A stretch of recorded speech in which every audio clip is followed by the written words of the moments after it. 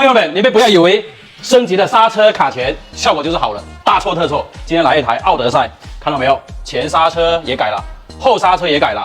然后呢，刹车效果不好不说，还异响。关键我们来看一下这个轮圈，你看刹车粉还多，看到没有？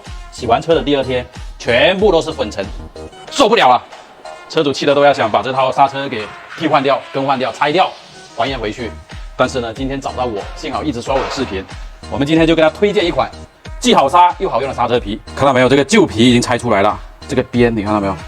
这起槽都掉了，然后呢，完全都是不平的状态，而且皮也稍微比较厚，太难刹了，直接给丢了。我们就跟他选择一套小日本的刹车皮。看到，我们来看一下，你看它这个比较白嘛，原厂这个是很黑的，这种是铁粉非常多。那我们现在这种是属于环保皮，摩擦系数又刚刚好，又没异响，刹车效果又好。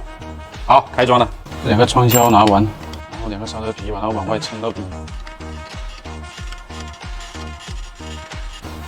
好，最后你们还有没有什么关于刹车闹心的小问题？告诉我。